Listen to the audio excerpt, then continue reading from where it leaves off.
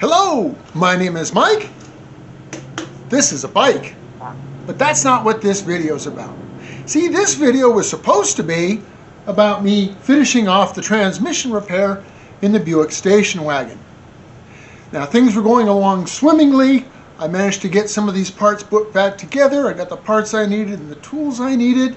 And then I did something I absolutely excel at. I put one of the parts in wrong and broke it. Yeah, so the Buick project is back on hold again while we wait for that bearing cage that I broke to come in. But anyway, we'll get it going. But in the meantime, parts have arrived for the Cougar project. I got the wiring straightened out under the hood. I got an electric fuel pump rigged up. I think you saw that I ended up having a bad fuel tank and sending unit. Those have arrived. So now we can complete the fuel system on the car. And I've even got some tires to put on those slotted mags so we can take that car out for a ride. So stick around.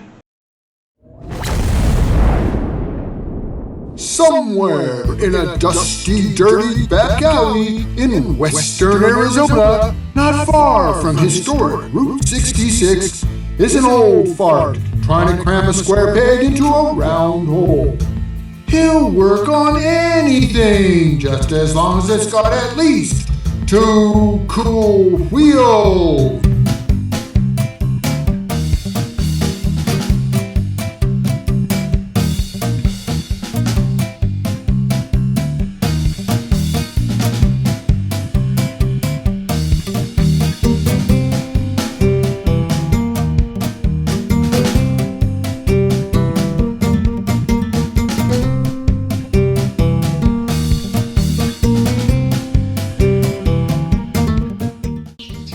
So let me tell you where we're at on this fine project unit. So I was wrong about the wire harness I saw here. That wire harness actually is for the sending units and for the coil. So I got that sorted out and I went to connect the wires and they kind of crumbled in my hands. The insulation was so dry and so brittle from having sat and exposed to heat and all that. Well, I ended up having to run some new wires. Fortunately, I have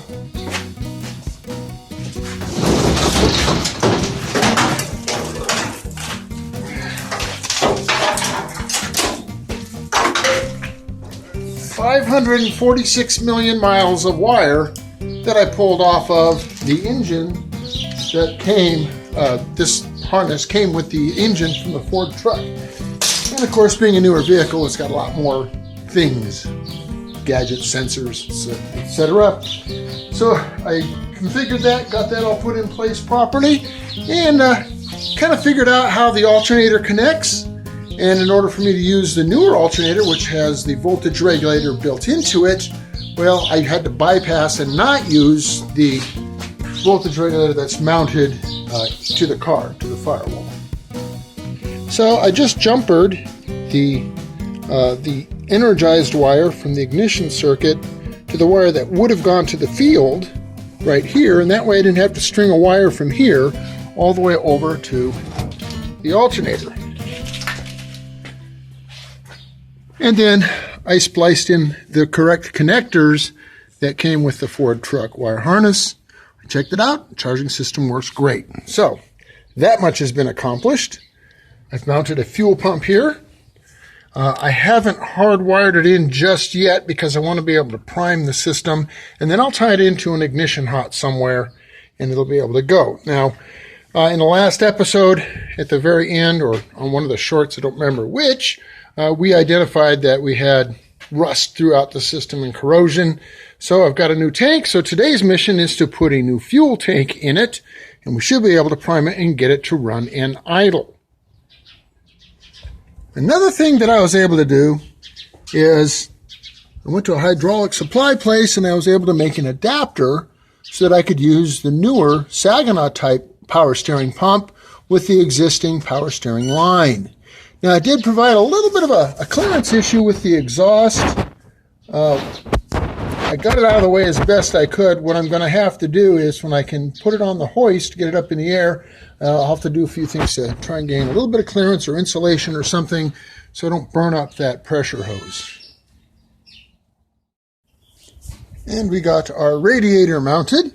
Instead of, building brackets and stuff, I just did it the wrong way and, used sheet metal screws to attach it because the mounting locations are different. Because it's the wrong radiator and the wrong engine, well, had a little fun trying to find hoses that would work, but we did finally get some hoses that we could butcher up and make fit. And, they're kind of close, but there's still enough clearance there. We'll be all right. When I got the car, it came with a set of slotted mag wheels. Now, if you guys remember back here a little ways back, I bought a whole bunch of wheels and tires so I could get the chrome wheels that I wanted for the Rusty Grenade. And some of those tires were actually good, so I was able to use these tires for the fronts. But I didn't have any tires for the back. Well, those arrived the other day, and we're going to go ahead and get those mounted. The back wheels are wider than the front wheels, so I had to get 50 series tires to fit it. So we'll get those mounted up and we'll have them put on the back. Since I got it up in the air, now is the time to do that as well.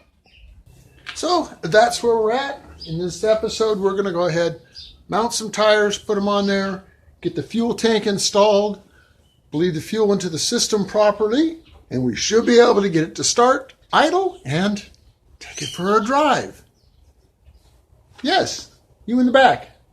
Is that you, Carl? It is Carl. Oh, the motorcycle? Oh, yeah. Yeah. So you may have seen the short. Bought another bike. Another Victory V92 Sport Cruiser. That's for another episode, guys. I got parts coming from it. First thing we got to do is put a battery in it so I can see what I need. So that's an upcoming episode. So, come on back. We'll do another bike.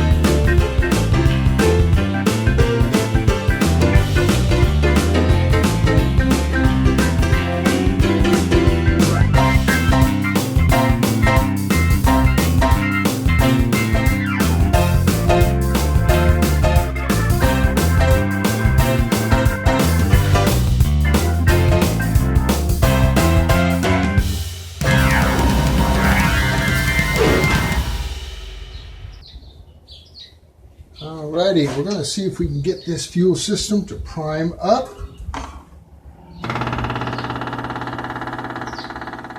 Pumps are running. Sucking, ooh, it's getting quieter. And we have fuel. Yay, fuel. Yeah, it still looks nasty. Now, there's one more thing we have to do before we can start this car and drive it. That is to install this.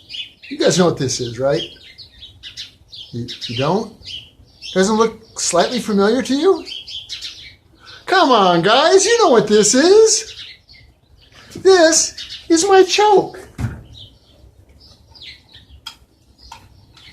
This particular carburetor was not equipped with a choke. There's no provisions for it. So I just had a little block out plate that just the right size. I did have to grind it slightly, but once the engine's warmed up, I'll simply remove it and drive it. Maybe in the future I'll see if I can find a choke kit for it and, maybe drill a hole here or whatever. But anyway, for now, this works. Get in there. Chokey, chokey.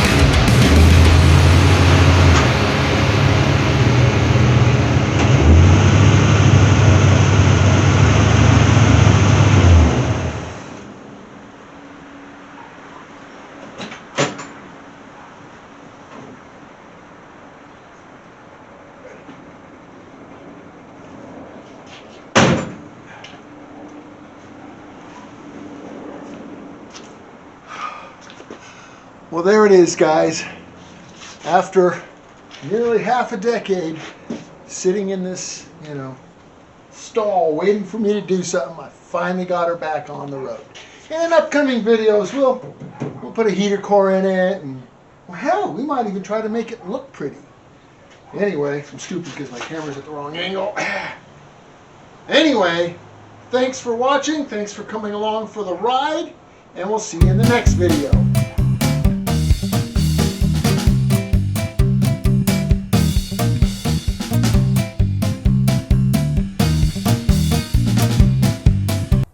One question remains. What do I do with all this carnage? I got junk everywhere. Any ideas, folks?